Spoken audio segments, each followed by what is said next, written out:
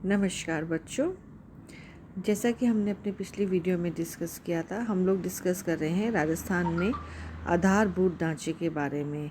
सिंचाई व्यवस्था के बारे में हम चर्चा कर चुके हैं। आज हम चर्चा करेंगे विद्युत या पावर के बारे में। जैसा कि हम सभी जानते हैं, आर्थिक विकास में विद्युत का केंद्रीय स्थान होता है। विद्युत की पर्याप्त मात्रा में नियमित पूर्ति तथा इसकी उचित दरों पर उपलब्धि कृषि व उद्योग के विकास को प्रभावित करती है। आधार ढांचे के विकास में विद्युत का सर्वोपरि स्थान माना गया है। पिछले वर्षों में आर्थिक सुधारों के दौरान विभिन्न राज्यों में विद्युत की प्रतिस्थापित क्षमता के विकास पर काफ़ी जोर दिया गया है और इसके लिए निजी निवेश स्वदेशी तथा विदेशी दोनों के विकास पर काफ़ी प्रोत्साहन दिया गया है। इस क्षेत्र में प्रोत्साहन देने की नीति को भी स्वीकार किया गया है। परंपरागत स्रोतों की यदि बात करें या ऊर्जा के स्रोतों की बात करें तो दो तरह के स्रोत हैं। पहला है परंपरागत स्रोत, जिसमें जल विद्युत थर्मल पावर यानी कि जो हीट से, गर्मी से प्राप्त होती है, जैसे कोयले, गैस व तेल से जो उत्पन्न होती है उसे थर्मल पावर कहते हैं। व अणु शक्ति से उत्पन्न पावर के स्रोत को भी हम कन्वेंशनल सोर्स या परंपरागत सोर्स में लेते हैं। गैर परंपरागत स्रोतों की यदि चर्चा करें तो इसके अंदर लकड़ी, बायोगैस, सूर्य ऊर्जा, निर्धूम चूल्हा, पवन चक्की आदि स्रोत शामिल होते हैं। इन्हें ऊर्जा के पुनः नए किए जा सकने वाले स्रोत भी कहते हैं, अर्थात ये स्रोत खत्म नहीं होते। परंपरागत स्रोत जो है, अगर अपन कोयले की पर्टिकुलरली बात करते हैं, गैस या तेल से बात करते हैं, थर्मल पावर की जो अपन चर्चा करते हैं, उनमें ये सोर्सेस ऑफ एनर्जी जो हैं वो ख़त्म हो जाते हैं, ऊर्जा के स्रोत ख़त्म हो जाते हैं। जबकि गैर परंपरागत स्रोत अधिकतर वो हैं जो कि रिन्यूएबल सोर्सेस ऑफ एनर्जी यानी कि पुनः नए किए जा सकने वाले स्रोतों से तैयार होते हैं। राजस्थान में 2013-14 में प्रति व्यक्ति बिजली का उपभोग 1011-19 किलोवाट था, जो समस्त भारत के 956.64 किलोवाट के घंटे की तुलना में थोड़ा अधिक था। इस वर्ष प्रति व्यक्ति बिजली के उपभोग की दृष्टि से भारत के 17 राज्यों में राजस्थान का 11वां स्थान रहा था। पंजाब का प्रति व्यक्ति उपभोग का स्तर लगभग 1810 किलोवाट घंटे तथा गुजरात का 1972.56 किलोवाट घंटे रहा था। 31 मार्च 2016 के अंत में राज्य में विद्युत की कुल प्रस्थापित क्षमता लगभग 17,439.78 मेगावाट हो गई थी।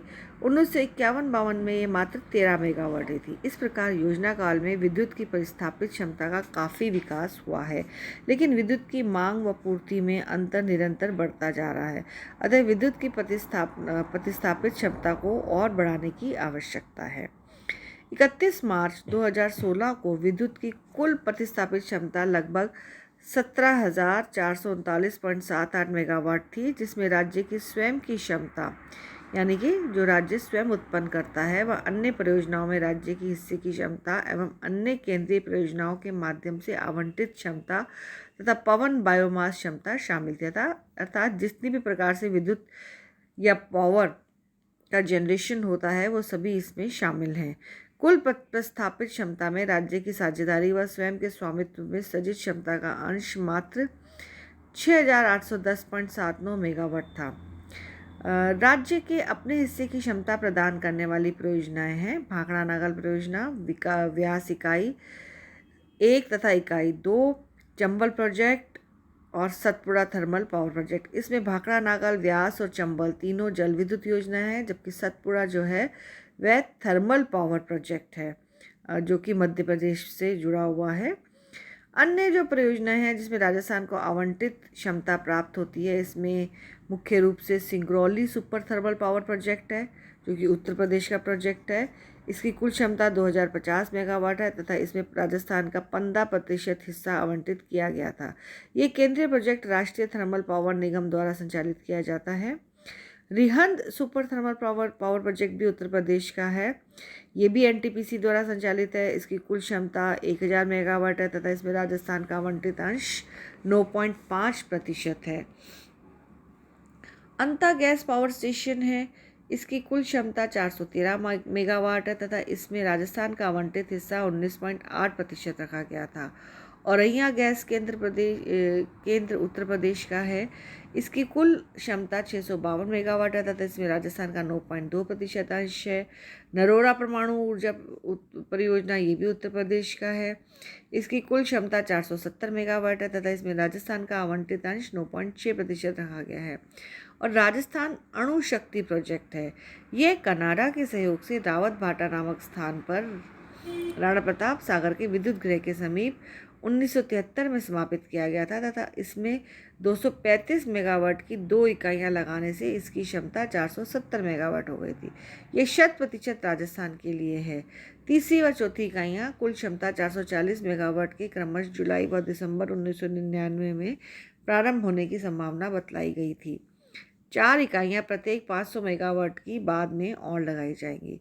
राज्य के स्वयं के स्वामित्व की क्षमता प्रदान करने वाली परियोजना निम्न प्रकार से हैं, यानी कि जिसमें पूरा कंट्रोल राजस्थान का खुद का है, खुद का ही इसमें इन्वेस्टमेंट है और खुद को ही इसका जितना भी लाभ होगा, जो भी ऊर्जा का प्रयोग होगा, उत्पन्न होगी, वो राजस्थान को ही मिलेगी। इसमें मुख्य रूप से कोटा थर्मल पावर स्टेशन है जिसकी 7 इकाइयाँ जो हैं तैयार हो चुकी हैं। चरण 1 में 220 मेगावाट का उत्पादन हुआ, चरण 2 में 210 मेगावाट, चरण 2 की द्वितीय इकाई में 210 मेगावाट, चरण 3 की एक इकाई में 210 मेगावाट और इसकी 7वीं इकाई जिसमें कि 195 मेगावाट का शिलान्यास 5 दिसंबर 2006 को किया गया था। इसकी कमीशनिंग का लक्ष्य अक्टूबर 2008 रखा गया है। मार्च 2015 के अंत तक कोटा थर्मल पावर स्टेशन की कुल क्षमता 1240 मेगावाट हो गई थी। अब तक 3 चरणों में इसकी कुल 6 इकाइयाँ चालू की जा चुकी हैं। दूसरे जो प्रोजेक्ट हैं वो हैं राजस्थान के पास स्वयं के स्वामित्व वाले, वो है माही हाइडल प्रोजेक्ट। राजस्थान में कुछ मिनी हाइडल स्कीमें भी चल रही हैं जिसमें इंदिरा गांधी नहर प्रोजेक्ट में अनूपगढ़ शाखा, सूरतगढ़ शाखा, मांगरोल, चारणवाला व पोंगल शाखाएँ हैं। अन्य अगर शाखाओं की बात करें तो वो है दाई मुख्य नहर, माही 1 व 2, इटवा, बिसलपुर व जाखम परियोजना। कुल 10 मिनी स्कीमें राजस्थान में चल रही हैं। राज्य सरकार का परमाणु शक्ति निगम एनपीसी से एक समझौता हुआ था जिसके तहत आरएपीपी यानी कि राजस्थान अणु शक्ति प्रोजेक्ट से एक समझौता हुआ था जिसके तहत राजस्थान अणु शक्ति प्रोजेक्ट की तीसरी व चौथी इकाई से पूरी बिजली राजस्थान को दी जानी थी।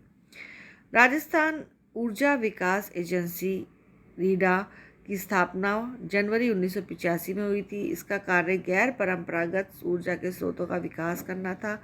बाद में अगस्त 2002 में स्थापित नई कंपनी राजस्थान अक्षय ऊर्जा विकास निगम में इसका विलय हो गया था। इसका संबंध निर्धम चूल्हे, बायोगैस, सौर ऊर्जा आदि से है।